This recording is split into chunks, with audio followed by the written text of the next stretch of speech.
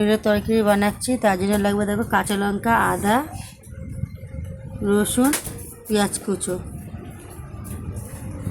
রসুনটা ঘষে নিয়েছি, লঙ্কাগুলো চিড়ে চিড়ে নিয়েছি।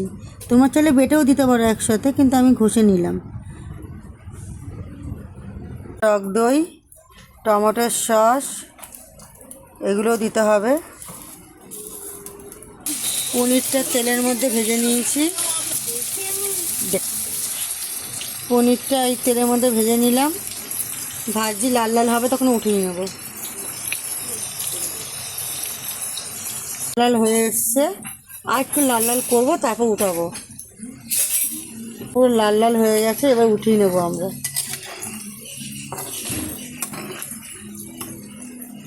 দেখতে পাচ্ছ লাল লাল হয়ে গেছে, দেখো। সেই পনিরটা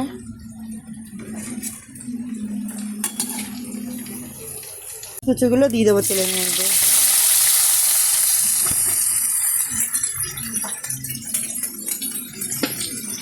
দিয়ে এবার লাল লাল হলে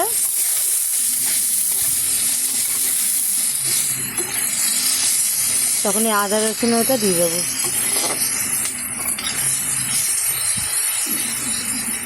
দেখো পেঁয়াজটা লাল লাল হয়ে গেছে, একটু হালকা হলুদের গুঁড়ো দিয়েছি আমি। দেওয়ার পর এবার আদা রসুন কাঁচা লঙ্কা এগুলো সব দিয়ে দেবো। দেখো দিয়ে দিলাম। এটাকে নাড়াচাড়া দেবো, ভালো করে কষাতে হবে এটাকে।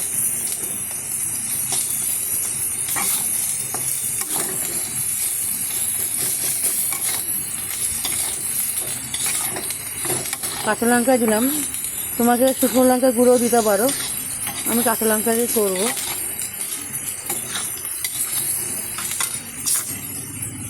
এ দেখো পনিরগুলো, এখন আমি পনিরগুলো দিয়ে দেবো এর মধ্যে। মশলা কষানো হয়ে গেছে,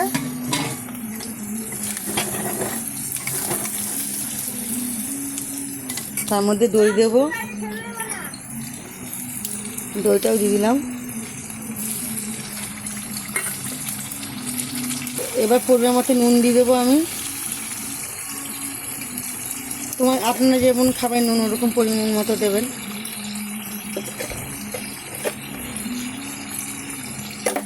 এবার নাড়াচাড়া অনেক কিছুক্ষণ করার পর টমেটো সসটা দিয়ে দেবো, দিয়ে ভালো করে ঢেকে দেবো হালকা জল দিয়ে।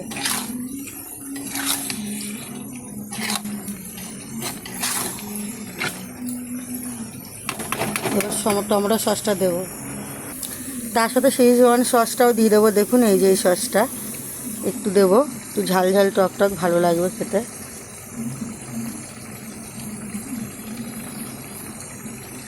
বেশি দিলে আবার টক হয়ে যাবে খুব। ঝালও হবে একটু বেশি, আর টকও হবে। এটা এবার টমেটো সসটা দিচ্ছি, দেখুন।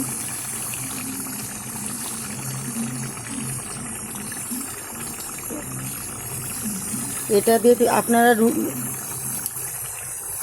লুচি বা পরোটা দিয়ে খেতে খুব ভালো লাগবে, রুটি দিয়েও খেতে পারেন।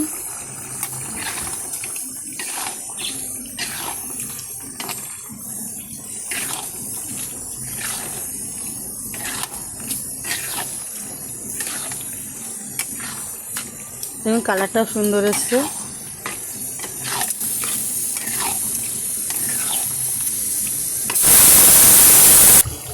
দেখুন আমার পনির পুরো রেডি। কেমন লাগলো অবশ্যই কমেন্টে জানাবে রান্নাটা। আর আমার পেজটাকে ফলো করে নিও। Bye bye, tata.